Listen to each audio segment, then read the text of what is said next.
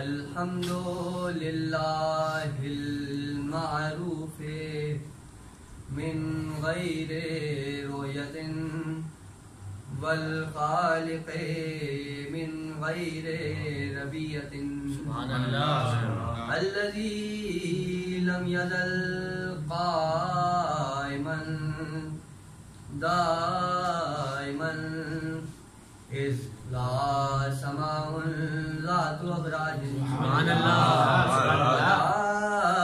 लैलुन दाजिन वला बहरुन साजिन सुब्हानल्लाह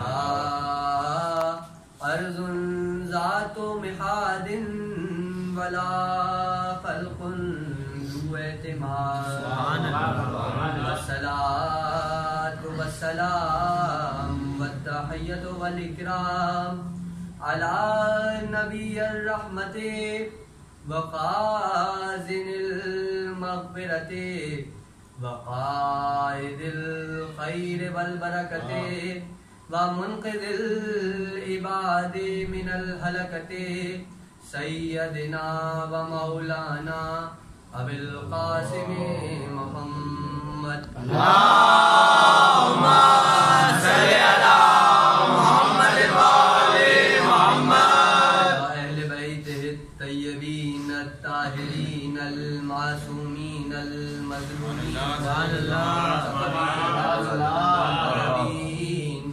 अल्लज़ीना अज़हबल्लाहु अन्हुमुर रिज्सा व तहरहुम तत्हीरा अल्लाहुम्मा सल्लि अला मुहम्मद व आलि मुहम्मद अम्मा बाद फ़क़द क़ाल रसूलुल्लाह सल्लल्लाहु अलैहि व आलिहि व सल्लम अतलबुल इल्म मिनल महदि इलल लहद सलवात अल्लाहुम्मा सल्लि अला मुहम्मद व आलि मुहम्मद। लिसानुल्लाह के वसीले से हम परवरदिगार आलम के तहे दिल से शुक्रगुजार हैं कि उसने उस परवरदिगार के शुक्रगुजार हैं कि जिसने करबला के एक बेज़बान का जब सदका उतारा इंसानियत ज़बान पैदा की।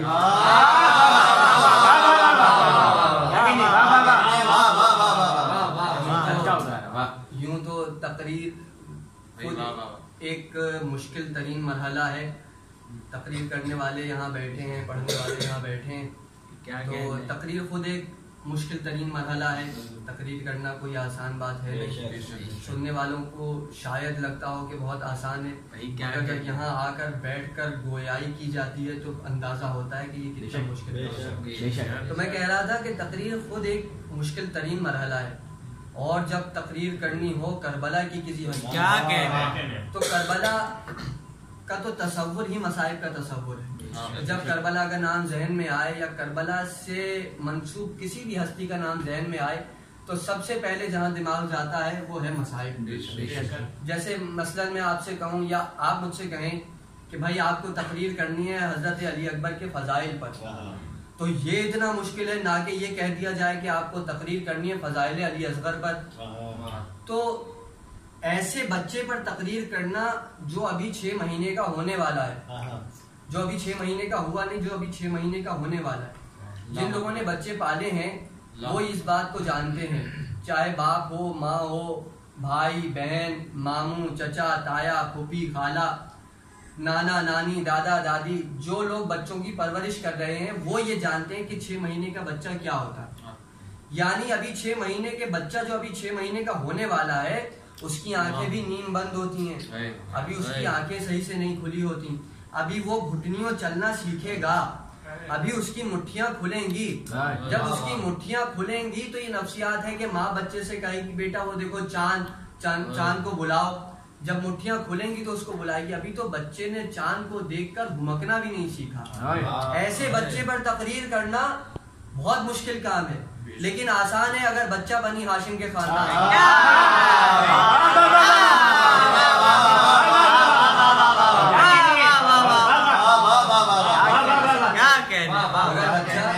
बनी हाशिम के खानदान, फिर वो 6 महीने में वो काम करता है जो बड़े बड़े बुजुर्ग 60 बरस में भी नहीं शर्त है बनी हाशिम के खानदान का बच्चा वो काम करेगा जो बड़े बुजुर्ग 60-80 बरस की उम्र में भी नहीं कर पाते। बच्चे में जो सबसे ज्यादा मरकजी हैसियत बच्चे की शख्सियत में रखती है वो है इस्मत, क्योंकि वो बच्चा जिसने अभी कुछ सुना नहीं है, अभी कुछ देखा नहीं है, ना उसने किसी से कोई गाली सुनी, ना उसने कोई बुरी चीज देखी, ना उसके हाथों ने बुरा किया, ना वह कदमों से बुरे की तरफ गया, बुराई की तरफ गया, तो वो बच्चा अभी इस्मत की मंजिल पर है। उस बच्चे को मासूम कहा जाता है। अब रसूल अल्लाह की कई अहादीस में और कुरान की कई आयात में और मिन जुमला कयामत की जितनी निशानियां लिखी हैं उनमें भी ये एक निशानी लिखी है कि कयामत आने से 40 बरस पहले बच्चे पैदा होना बंद हो जाएंगे। क्यों बंद हो जाएंगे? इसीलिए क्योंकि कयामत है अल्लाह का अजाब, और अगर अल्लाह का अजाब आया और इस रूए हस्ती पर अगर कोई बच्चा मौजूद है और वो बच्चा उस अजाब का शिकार हो गया तो अल्लाह की अदालत पर हर्फ आ जाएगा कि है परवरदिगार तेरे अजाब में एक मासूम बच्चा भी बह गया तेरे। और ये हो चुका कि जब नूह का तूफान आया, जिसे तूफान नूह कहते हैं, तो नूह के तूफान आने से 40 बरस पहले बच्चे पैदा होना बंद हो गए थे। कुरान की आयत है कि कुरान में अल्लाह ने बताई है ये बात कि नूह के तूफान आने से 40 बरस पहले बच्चे पैदा होना बंद हो गए थे। जैसे ही जुमला दूंगा मुझे यकीन है कि सब बोलेंगे नूह के तूफान आने से 40 बरस पहले बच्चे पैदा होना बंद हो गए थे। क्यों? क्योंकि अगर नूह का तूफान जब आया तो कोई बच्चा होता तो वो भी नूह के तूफान में बह जाता, तो अल्लाह की अदालत पर हर्फ आ जाता क्या परवरदिगार तेरे इस अजाब में एक मासूम की जान चली गई कि जिसने अभी कोई गुनाह नहीं किया था, वो भी इस अजाब में बह गया, वो भी इस अजाब की लपेट में आ गया, वो भी इस अजाब के हिसार में आ गया। तो जहां अब आप इसका मतलब आप देखिए ना, रेप्लिका है कि बच्चे पैदा होना बंद हो गए। इसका मतलब यह है कि अगर बच्चा दुनिया में है तो अजाब नहीं आएगा, जहाँ बच्चा होगा वहाँ अजाब नहीं आएगा, जब तक बच्चे कयामत नहीं आएगी। इमाम हुसैन को मालूम था कि करबला में दुनिया के सबसे बड़े शराबी जमा, दुनिया के सबसे बड़े जानी जमा हुसैन को पता था करबला के सबसे बड़े मुनकर जमा आना यकीनी था, क्योंकि जो होने वाला था वो भी हुसैन जानते थे और उम्मत थी नाना की, हुसैन नाना की उम्मत को बचाना चाहते थे, इसलिए करबला के मैदान में एक बच्चे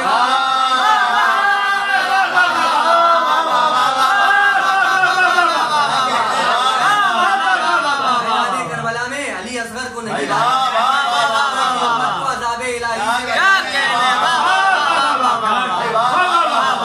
मगर वही हुसैन कि जिसने एक बच्चे की शुष्माह की कुर्बानी देकर इस्लाम को बचाया। तो तारीख इस्लाम का जुल्म ये था कि उसी तारीख इस्लाम ने हुसैन पर एतराज कर दिया। वही तारीख इस्लाम मोतरिज हो गई कि हुसैन को जब मालूम था, हुसैन जब आलिम गैब थे तो एक बच्चे को क्यों लेकर आ गए मैदान में। तो जब हुसैन को ये मालूम था कि एतराज होगा तो रसूल अल्लाह को भी मालूम था कि मेरे हुसैन पर यह एतराज होगा कि ये करबला में बच्चे को क्यों ले आया। रसूल अल्लाह ये जानते थे कि आज से 60 बरस के बाद हुसैन पर यह एतराज होगा कि एक मासूम बच्चे को मैदान में क्यों लाया, इसीलिए रसूल अल्लाह पहले ही मुबाहिले के मैदान में हुसैन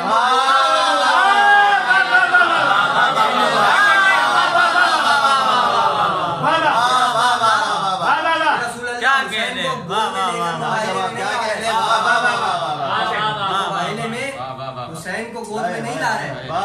ये जो हुसैन करबला में अली असगर को लेके आएंगे उसकी दलील रसूल अल्लाह ने पहले दे दी। और रसूल हुसैन को क्यों लाए मुबाहिले के मैदान में, हुसैन को क्यों लाए? इसीलिए क्योंकि जब तक बच्चा ना हो झूठे को झूठा साबित नहीं किया जाएगा। आप देखिए कि 9 लाख का लश्कर था उस तरफ और इधर थे कुल 72, वहाँ 9 लाख में एक भी बच्चा नजर नहीं आएगा और यहाँ 72 में बच्चा था। तो जहाँ बच्चा हो, बच्चा मासूम है, बच्चा झूठ बोलता नहीं है, तो जहाँ बच्चा हो वहाँ सच्चाई होती है, वहाँ सदाकत होती है, और जहाँ बच्चा ना हो वो झूठ होता है।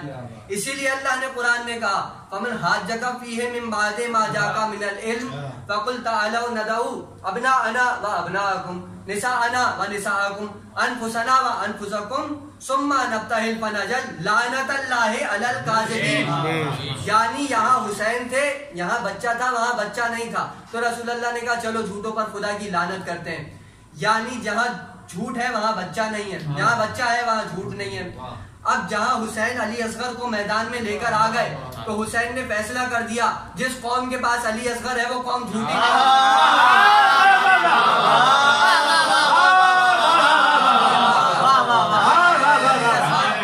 सकती। इस दौर में अली असगर है नहीं, तो फिर हमारे पास क्या है? हमारे पास अली असगर का झूला है। अब हम अली असगर का झूला लेकर निकलते हैं। जिस कौम के पास झूला है वो कौम झूठी नहीं हो सकती। जिस कौम के पास झूला है वो कौम झूठी नहीं हो सकती। और अल्लाह ने कह दिया लानत अल्लाह अलल काज़िबीन। यहाँ काफिरीन क्यों नहीं कहा? आयत में काफिरीन भी आ सकता था कि काफिरीन पर अल्लाह की लानत, कहा लानत अल्लाह अलल काज़िबीन।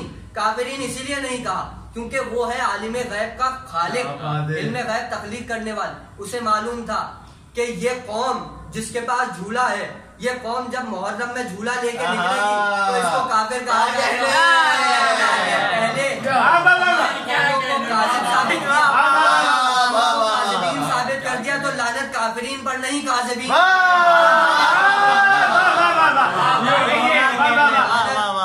काफिरीन पर नहीं, क्योंकि यहाँ बच्चा है, यहाँ झूठ हो नहीं सकता। आज झूठों पर खुदा की लानत। अब जब रसूल अल्लाह ने ये दलील कायम की अली असगर पर कि हुसैन को मुबाहिले के मैदान में ले आए, तो अब उम्मत दुश्मन हो गई रसूल की भी। कहा कि भाई ये रसूल उम्मी है, इनको पढ़ना लिखना नहीं जानते, ये पढ़ना लिखना नहीं जानते। तो मेरे भाई जो जाहिल होता है वो कभी इल्म की बात नहीं करता। कभी आपने नहीं सुना होगा कि कोई कौल इल्म के हवाले से अबू जहल के नाम से मशहूर हो गया। जाहिल चाहता है कि जहल फैलता रहे, आलिम चाहता है कि इल्म फैले। तो कभी भी कोई जाहिल इल्म की बात नहीं करता। और अब मुझे लाके दिखाओ आलम हस्ती में कि कोई रसूल अल्लाह के अलावा ऐसा है जिसने कहा अना मदीनतुल इल्म। जाहिल इल्म की बात नहीं करता। रसूल अगर पढ़े लिखे ना थे तो रसूल अल्लाह इल्म की बात क्यों कर रहे थे? और इस कदर इल्म की बात कि रसूल अल्लाह ने कहा अतलबुल इल्मुल मिनल महदे इलल लहद। इल्म हासिल करो माँ की गोद से कब्र तक, गहवारे से कब्र तक। रसूल अल्लाह कह रहे हैं गहवारे से कब्र तक इल्म हासिल करो। तो अगर रसूल अल्लाह से ज्यादा उस दौर में कोई पढ़ा लिखा था तो उठकर कहता रसूल अल्लाह से कि या रसूल अल्लाह कैसी बात कर रहे हैं? इल्म तो तब हासिल किया जाएगा ना जब बच्चा चलना सीखेगा, सुनना सीखेगा, बोलना सीखेगा, उसका जहन काम करेगा, तो उसका मदरसे में दाखिला कराएंगे, तो उसका स्कूल में दाखिला कराएंगे, तब वो इल्म हासिल करेगा। ये गोद में बच्चा कैसे इल्म हासिल कर सकता है? और दूसरा ये कब्र में कैसे इल्म हासिल हो सकता है? तो कोई था रसूल अल्लाह से ज्यादा पढ़ा लिखा तो एतराज करता?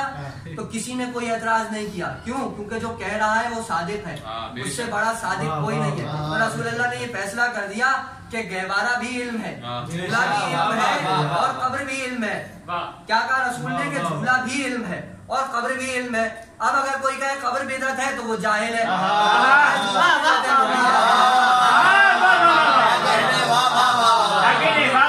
वो भी जाहिल। जो कब्र को बिदअत कहे वो भी जाहिल। अब रसूल ने कहा है तो है, झूला भी इल्म है, जहाँ झूला वहाँ इल्म, जहाँ कब्र वहाँ इल्म। और कब्र में इल्म कैसे होगा? कब्र में इल्म ऐसे होगा कि अगर आपको नहीं समझ में आता तो क़िबला अल्लामा माजिद रज़ा अब्दी ने कई जगह बताया, मैं उसको दोहरा रहा हूँ कि अगर हम ना होते तो कोई नहीं बता सकता था कि कब्र में इल्म कैसे हासिल किया जा सकता है। तो आके जब हमारा कोई मुर्दा दफन हो तो आके देख लेना, हम उसके शाने हिला के कहते हैं इस्मा इफहम सुन और कब्र में भी इल्म देते हैं। अब गहवारे का इल्म क्या है? रसूल ने कहा जहाँ झूला वहाँ इल्म, जहाँ इल्म वहाँ झूला। इल्म है कुरान, जहाँ कुरान वहाँ झूला, जहाँ झूला वहाँ कुरान। कुरान में कुल 2 जगह झूले का तस्करा आया और अल्लाह ने कहा कि झूला हमारी पसंदीदा तरीन चीजों में से एक चीज है। कुरान में अल्लाह ने झूले का तस्करा ऐसे किया, कहा महदिन बिहा। यहूदियों ने मरियम से आके कहा कि मरियम ये बच्चा किसका है?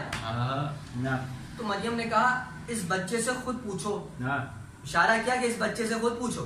तो यहूदियों ने कहा महदिन बिहा, ये कैसे बोलेगा जो झूले में झूल रहा है, ये बच्चा कैसे बोलेगा जो झूले में झूल रहा है। तो अब कहा कि ये बच्चा बोल नहीं सकता।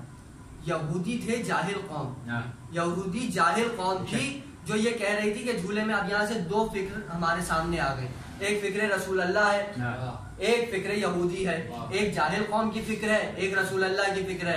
रसूल की फिक्र ये है कि झूले में इल्म हासिल करो, यहूदी की फिक्र ये है कि झूले में बच्चा बोल नहीं सकता, झूले में बच्चा बोल नहीं सकता। दो फिक्र सामने आ गई। कहा कि बच्चा बोल नहीं सकता जो झूले में। तो अब बार बार यहूदी इसरार कर रहे हैं कि मरियम ये बच्चा किसका है। जाहिल कौम ये इसरार कर रही है नबी की बेटी से कि ये बच्चा किसका है। बच्चा बोल ही नहीं रहा। क्यों बोल, जब बोलेगा जब बच्चे से पूछा जाएगा। तो अब यहूदी कौम कह रही है कि ये बच्चा बोल नहीं रहा। तो अब मरियम कह रही है कि इस बच्चे से पूछो, इस बच्चे से पूछो। तो क्या मरियम बोल नहीं है? भाई कुरान में तो है कि मरियम ने तो चुप का रोजा रखा था, तो मरियम बोली तो नहीं। इशारे से कह रही थी इस बच्चे से पूछो, इस बच्चे से पूछो। जाहिल कौम से मरियम कह रही है कि इस बच्चे से पूछो इशारे से। या जनाबे मरियम आप जरा सा जबान हिलाकर कह देती कि इस बच्चे से पूछो। जनाबे मरियम ने ये फैसला दे दिया कि अगर कौम जाहिल हो तो नबी की बेटी उसे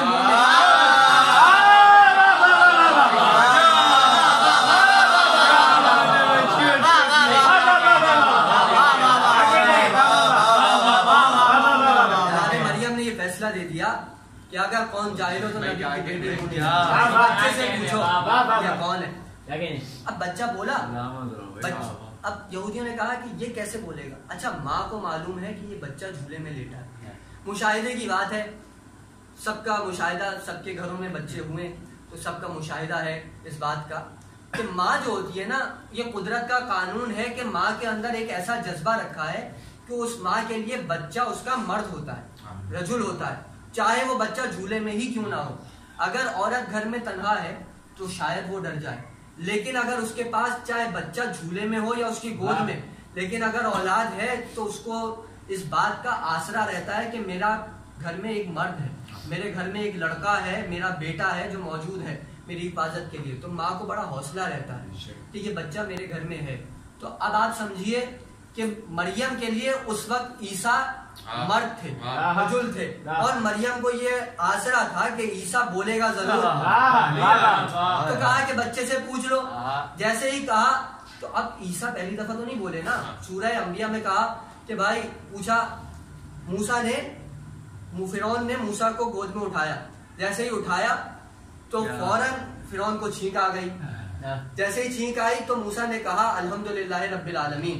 गोद में मूसा बोले। अब ये दूसरा बच्चा है जो गोद में बोलेगा। जैसे ही कहा कि ये बच्चा कैसे बोलेगा जो गहवारे में है, ईसा गोया हुए। क्या कहा? इन्नी अब्दुल्ला आतानियल किताब बजालनी नबिया, मैं अल्लाह का बंदा हूँ, किताब लेकर आया हूँ और मैं अल्लाह का नबी हूँ। अल्लाह ने मुझे नबी बनाकर भेजा है, मुझे नबूवत दी है। तो ईसा गहवारे में बोले। ईसा ने अपनी मर्दानगी को साबित कर दिया। तो ईसा ने ये बोलकर मर्दानगी को साबित किया कि मैं किताब लेकर आया हूँ। हमारे यहाँ इसकी जरूरत नहीं है, हमारे यहाँ तो बच्चा झूले में अजदहे को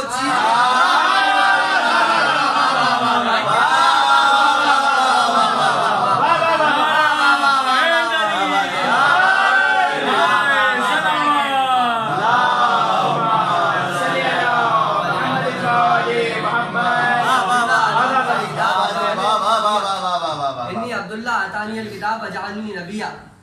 क्या कहा कि मैं किताब लेकर आया हूँ, किताबें नहीं किताब। अगर अली रसूल की गोद में कह देते या रसूलल्लाह क्या सुनाऊं, कुरान सुनाऊं, तो ईसा और अली बराबर हो जाते हैं। बताइए क्या सुनाऊं, कुरान सुनाऊं या तो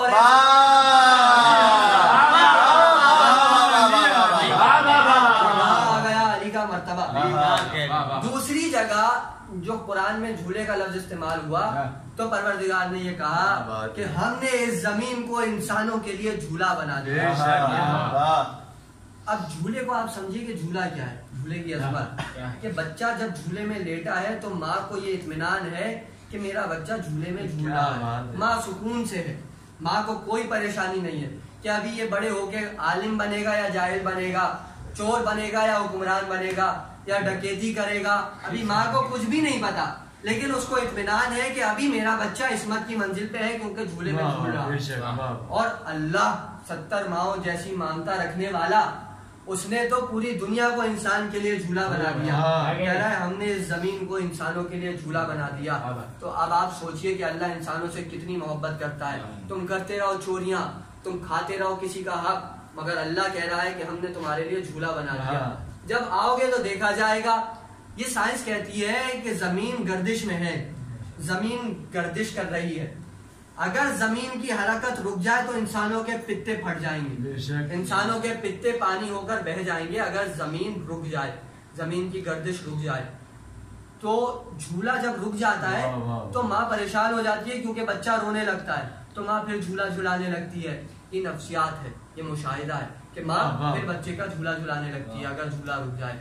तो कयामत में भी यही होगा कि जमीन की गर्दिश रुक जाएगी और तमाम पहाड़ रेजा रेजा हो जाएंगे, बादल रुई की तरह फैल जाएंगे। तो ये कयामत में यही होगा कि जमीन की गर्दिश रुक जाएगी। माँ का आसरा होता है झूला। अब चाहे झूला हाथ को कह लीजिए, अगर बाप के हाथ में बच्चा आ गया तो बाप का हाथ झूला, माँ की आगोश में बच्चा है तो माँ की आगोश झूला। लकड़ी का झूला होता है, कपड़े का झूला होता है, लोहे का झूला होता है। झूला माँ का आसरा होता है। मूसा की माँ का आसरा था वो संदूक जो मूसा का झूला था। अल्लाह ने कहा कि ऐ मादरे मूसा, अपने इस बच्चे को मूसा को संदूक में डालकर दरिया में बहा दो। फजाइल पढ़ रहा हूँ, अपने इस बच्चे को संदूक में डाल के बहा दो। सूरह बनी इसराइल में अल्लाह कहता है कि हमने मादरे मूसा से जब ये वही की कि बच्चे को बहा दो, तो मादरे मूसा का करीब था कि कलेजा फट जाता। हमने मादरे मूसा के जिगर को थाम लिया, हमने मादरे मूसा के कलेजे को थाम लिया। तो जहाँ माँ से बच्चा जुदा हो तो अल्लाह को माँ का कलेजा थामना पड़ता है। मगर जब हुसैन अली असगर को लेकर गए तो हमने कभी कुरान की आयत नहीं पढ़ी कि अल्लाह ने कहा कि हमने रबाब का कलेजा थाम लिया। इसीलिए क्योंकि अली ऐसी बहू लेकर आए थे जो मादरे ईसा से भी अफजल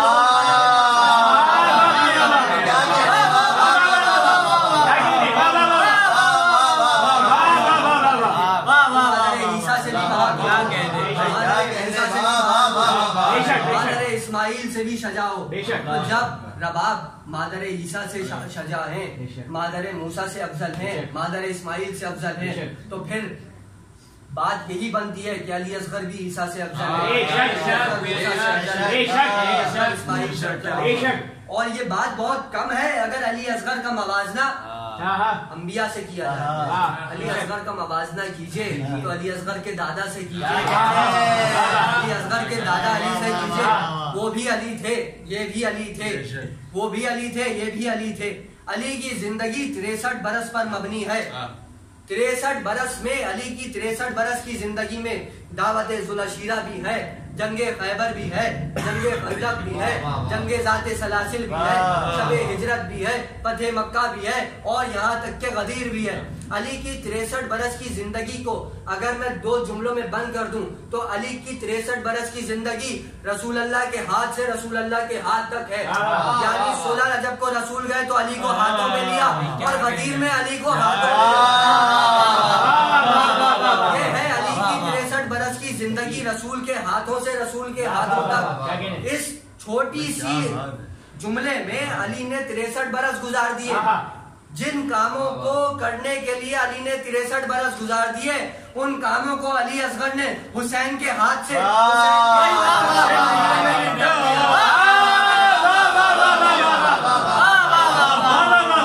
6 महीने में तमाम कर दिया। अली था, ये भी अली थे। रसूल अल्लाह गए थे काबे में लेने के लिए, काबे से लेके आए थे अली को। और यहाँ हुसैन ने कहा से गोद में लिया? अली असगर की विलादत कहाँ हुई? अली असगर की विलादत हुसैन के घर में हुई, इमाम हुसैन के घर में हुई। इमाम हुसैन का घर सहने मस्जिद नबवी में है, मस्जिद है अल्लाह का घर। तो यही कहा जाएगा कि अली असगर की विलादत भी अल्लाह के घर में हुई। अली का ज़हूर भी अल्लाह के घर में, अली असगर का ज़हूर भी अल्लाह के घर में। फर्क यह है कि अली का ज़हूर मक्के के घर में हुआ था, अली असगर का ज़हूर मदीने के घर में हुआ। वो पहले घर में आए थे, ये दूसरे घर में आए हैं, वो अल्लाह के पहले घर में आए थे, ये अल्लाह के दूसरे घर में आए थे, इसीलिए क्योंकि वो अल्लाह का पहला अली था, ये अल्लाह का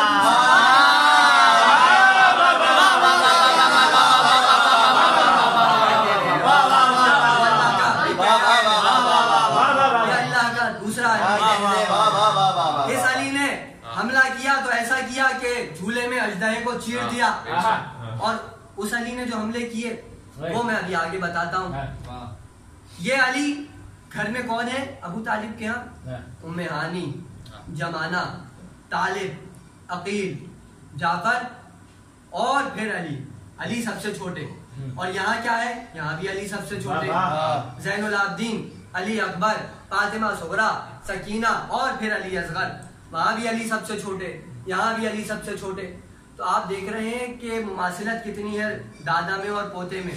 मगर अभी पोता आगे निकल जाएगा कुछ लम्हों बाद कि दादा से किस तरह अली असगर आगे निकल जाएंगे। तकरीर आगे बढ़ रही है, आगे मराहिल में दाखिल हो रही है। अली से कहा कि अली सो जाओ। अली सो गए शबे हिजरत। भाई 40 तलवारों के साए में सोना था। अली 40 तलवारों के साए में सो गए। अली 40 तलवारों के साए में सो गए शबे हिजरत। अली असगर शबे आशूर 9 लाख तलवारों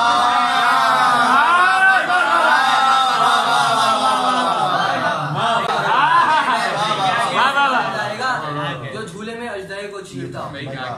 अब अली असगर सो रहे हैं शबे आशूर, बड़ी सुकून की नींद सो रहे हैं, इसीलिए क्योंकि सुबह काम बहुत बड़ा करना है। जब किसी को सुबह बहुत बड़ा काम करना होता है तो वो रात को बहुत सुकून की नींद सोता है। कहते हैं भाई कमरे की लाइटें बंद कर दो, इनके आराम में खलल ना पड़े, इसीलिए क्योंकि सुबह इनको बहुत बड़ा काम करना है।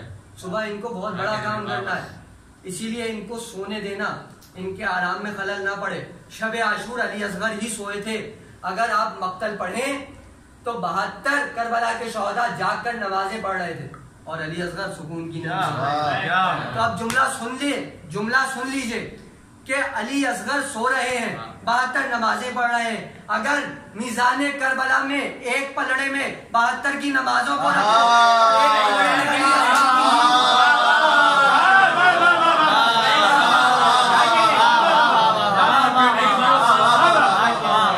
अली असगर का पल्ला और 72 की नमाजों का पल्ला बराबर रहेगा। एक तरफ अली असगर की नींद है, एक तरफ 72 है, नमाजें पढ़ रहे हैं। अब सुबह आशूर आई, हुसैन ने अली असगर को गोद में लिया, रात भर सुकून से सोए। जब हुसैन ने आवाज दी अल मिन नासिर, इस्तिगासा दिया, तो अली असगर मुनकलिब हो गए और अपने आप को झूले से गिरा दिया। अली असगर ने खुद को झूले से गिराया, गोया कहा लब्बैक। जब अली ने कहा था, रसूल अल्लाह ने दावत सुलशीरा में कहा, रसूल अल्लाह ने कहा कि कौन है जो मेरी मदद करेगा, और जो मेरी मदद करेगा वही मेरा जानशीन होगा, वही मेरा खलीफा होगा, वही मेरा वसी होगा। तो फौरन तारीख एक्टिव हो जाती है ना ऐसे मौकों पे। फौरन कह दिया कि अली ने रसूल अल्लाह की इमदाद का ऐलान खिलाफत के नशे में किया था, नाउज़ुबिल्लाहि मिन ज़ालिक।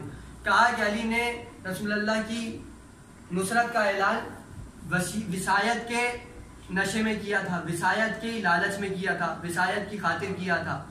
तो जब हुसैन ने कहा तो अब अली असगर ने जवाब दिया कि हल मिन नासिर के जवाब में अली असगर ने खुद को झूले से गिराकर लब्बैक कहा। गोया अली असगर ने बताया कि मुझे तो कोई खिलाफत नहीं चाहिए, मुझे तो कोई विसायत नहीं चाहिए। तो अली असगर ने खुद को झूले से गिराकर, अली असगर ने खुद को झूले से गिराकर अपने दादा पर लगे इल्जाम को मिटाया कि जब यहाँ नुसरत की जाती है तो खिलाफत जैसी 1000 बलाएं सदके कर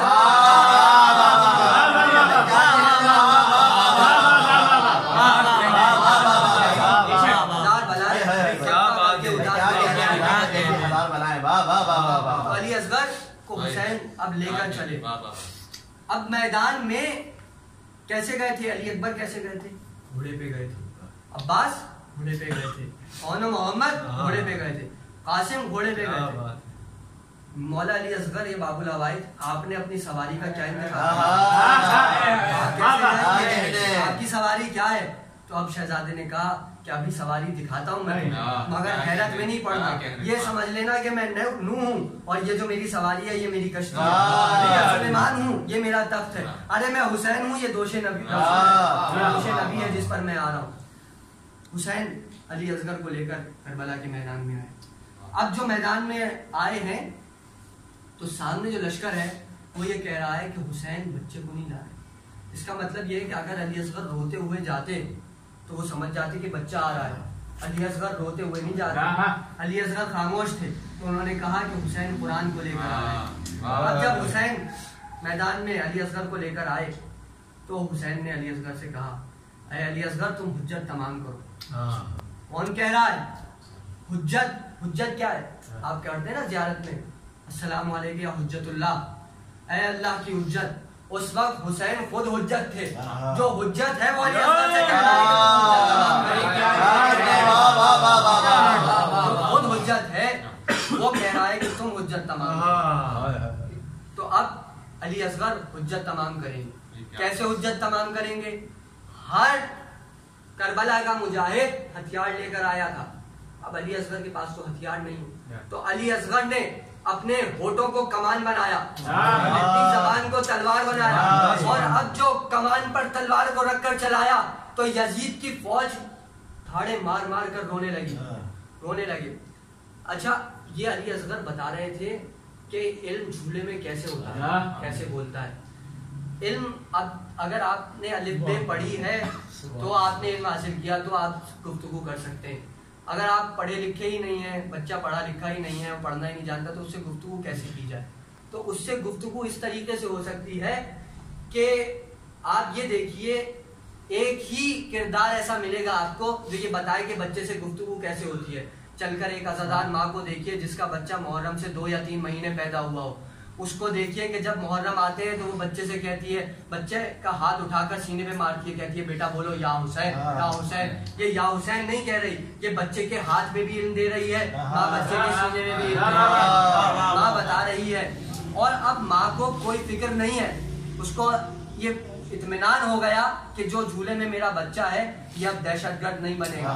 क्यों? क्योंकि दहशतगर्द हुरमला था, दहशतगर्द शिमर था, दहशतगर्द हमारे साथ था, ये सब दहशतगर्द थे। अब माँ को इत्मीनान है कि दहशतगर्द नहीं होगा। और हुसैन भी जानते थे कि मैं अली असगर को दहशतगर्दों में लेकर जा रहा हूँ। क्यों?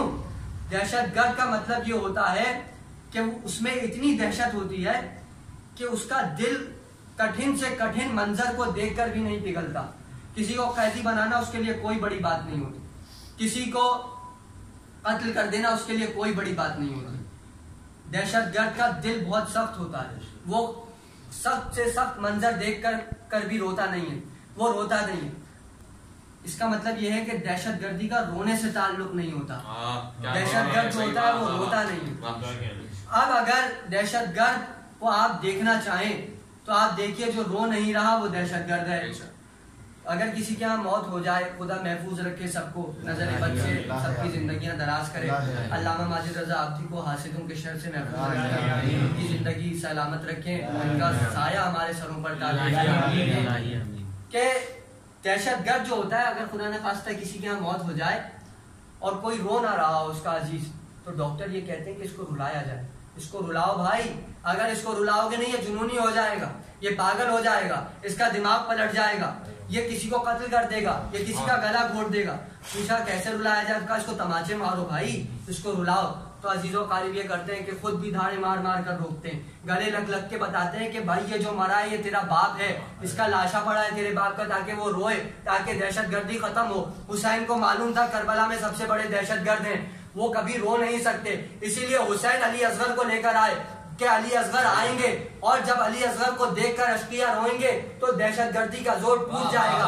अब मुझे बताओ कि करबला के बाद कभी सुना कि दोबारा करबला हुई हो? कि अली असगर का सदका है हुसैन जो अली असगर को करबला में लेकर आए हैं, हुसैन जो अली असगर को करबला में लेकर आए, तो हुसैन ने ये ऐलान कर दिया कि अब कयामत तक मैं अपने घर के बाद किसी घर को उजड़ने नहीं दूंगा, मैं अब अपने घर के बाद किसी घर को उजड़ने नहीं दूंगा।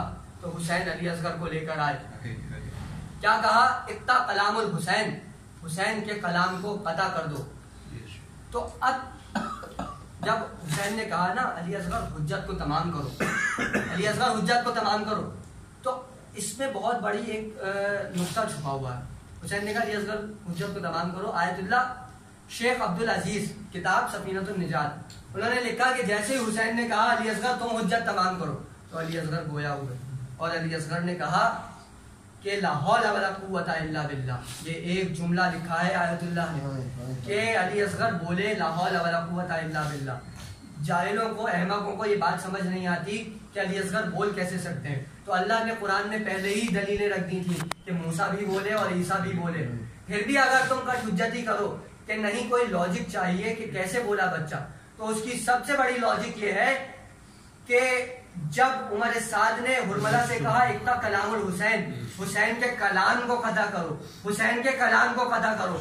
कलाम का मतलब होता है बोलना, कलाम का मतलब है बोलना, इसका मतलब है अली असगर बोले थे। उमर साद का ये कहना बता रहा है कि अली असगर बोले। तो जब कहा कि कलाम करो, हुसैन के कलाम को कदा करो, अब अली असगर आखिरी जुमला फजाइल के एतबार से कि अब अली असगर ने अपने होठों की कमान पर जबान का तीर रखा तो फौजें मुंह छुपा छुपा कर रोने लगी। जैसे ही फौजें रोने लगी तो कमर जलालवी ने शेर कहा, असगर जिगर को थाम के रोती है फौज शाम, असगर कलेजा थाम के रोती है फौज शाम, तुम तीर खा के आए हो या तीर मार के? कलेजा थाम के रोती है फौज शाम, तुम तीर खा के आए हो या तीर मार के।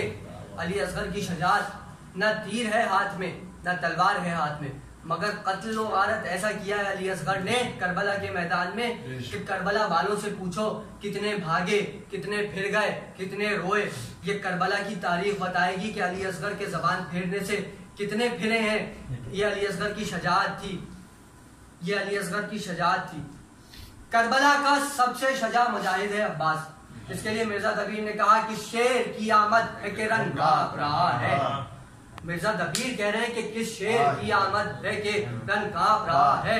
रुस्तम का बदन जेर कफन कांप रहा है, सब असरे सलातीन ज़मन कांप रहा है, सब एक तरफ चरखे पवन कांप रहा है।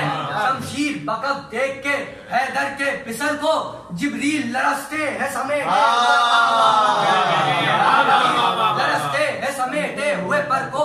वो अब्बास जो खैबर की जंग सुन सुनकर सजा हुआ तो उस खैबर पर शायरों ने अंबार लगा दिए। इतनी जंगे खैबर के इतने अशार लिखे कि ये हुआ, अली ने मरहब के हमले लिए, मरहब पर हमले किए, अंतर को मारा, हारिस को मारा, यासिर को मारा, दरे खैबर उखाड़ा, उंगली पे उठाया, लश्कर को पार कराया, तब जाके खैबर फतह हुई। और शायर ने कहा वहाँ बड़ी जंग हुई, तब दरे खैबर उल्टा या ज़बां होठों पे फेरी।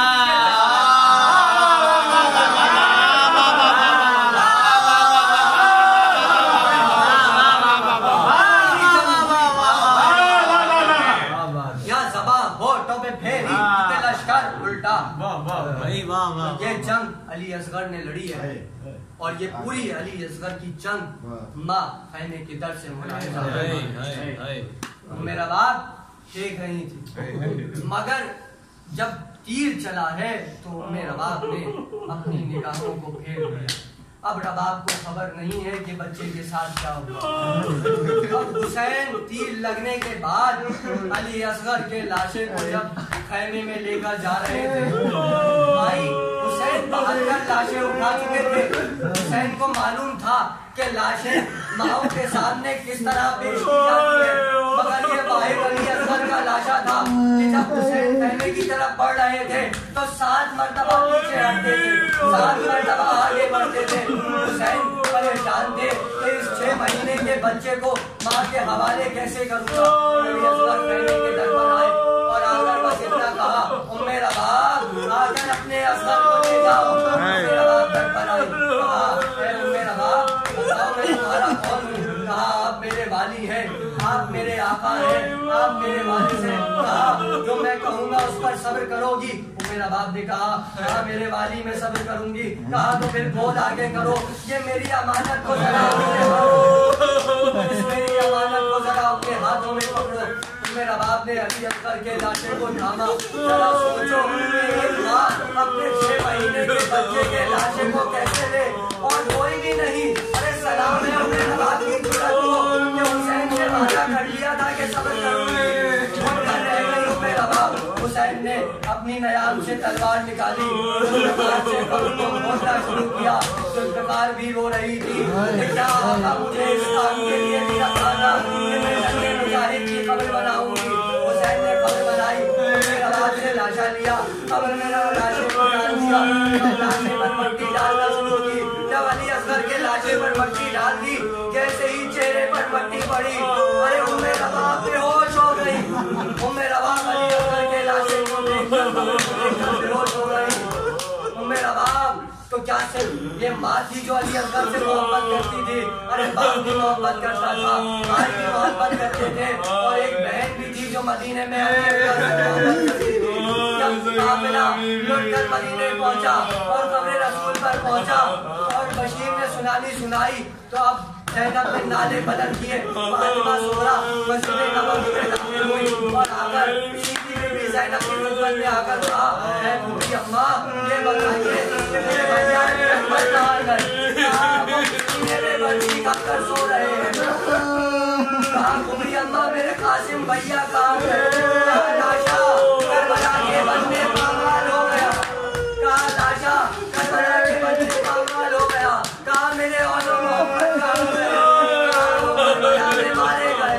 कहा अब्बास कहाँ गए? कहा बाजू कटा गए, नहर के किनारे सो रहे हैं। अरे फातिमा सुगरा ने कहा बूढ़ी अम्मा, मेरे बाबा को क्या हुआ? मेरे बाबा का सर काटा। अब फातिमा सुगरा ने आगे कोई सवाल नहीं पूछा। उम्मे कुलसूम की गोद में देखा, की गोद में देखा,